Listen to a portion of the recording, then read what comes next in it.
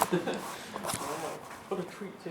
I don't think we've done it properly at all, Lydia. No, I don't think we have. Well, no, we haven't done it in quite the We've done it same way. differently. We've done it differently, Yeah. yeah. In fact, the way we did it in the end was, how did we put it? We've dovetailed our preoccupations of the moment. That's what we've done.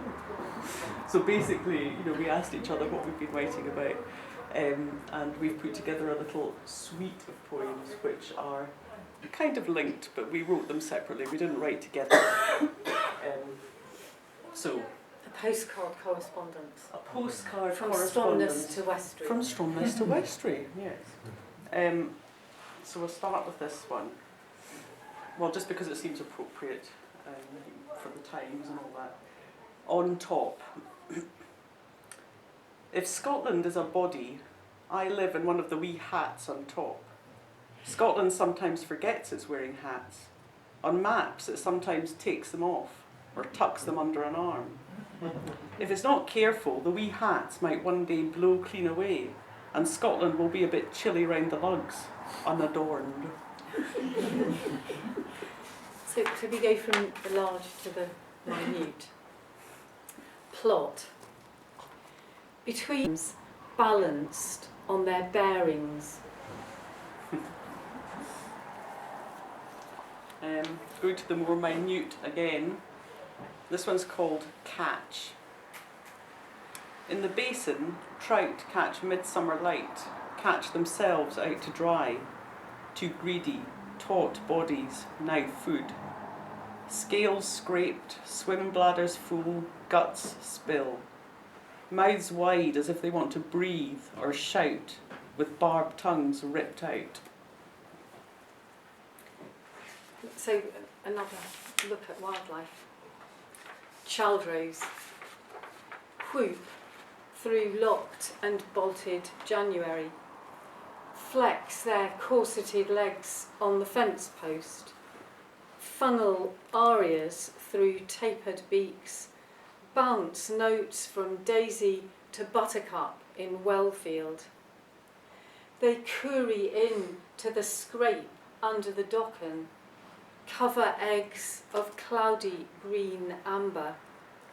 Their eyes, daubs of copper on a smithy floor. And then I think we move towards the more elegiac, Yes.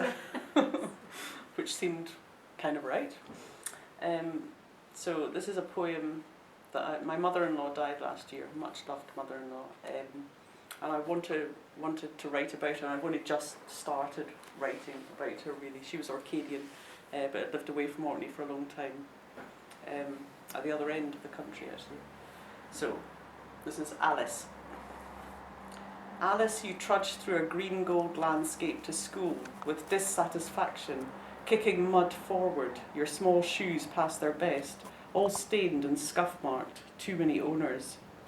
What did you dream about, sharing the bed top to toe with practical sisters whose lives seemed clear-cut and expected, while you sailed to the ends of the earth with a soldier? You never said what went on in your head, that you wanted to learn to paint long grass flattened by wind and cliffs red dark in your memory, sea pinks at Yesnaby. 90 years on, after soldiers and siblings, the last one standing, you let yourself go. And for one brief moment, we're back in that green gold, touching stone, acknowledging home. This is called The Bride's Boots. It's from a photograph at the Westry Heritage Centre of the wedding of Angus Harkis and Jeanie Inkster in 1915. The bride's boots. She flexes her toes, thinks of the souls in the air on the old man's triple last. How rivets and brads find their home, laces crisscross the tongue, 18 eyelets climb to the cuff, where her ankles are keys in silk locks. She shifts on the fan of tacks, bumps Angus's arm. In her nostrils, the whiff of the crust of wax she left in the tin, carbon black, now buffed to a shine, those rocks on the Tang after the tides pulled back. Right, and to finish off, another two. This is well, in my case, this one's totally cheating because it's actually an older poem. It just seemed to fit kind of with what we were doing. So it's part of a series of imagined futures for Orkney. It's just called If.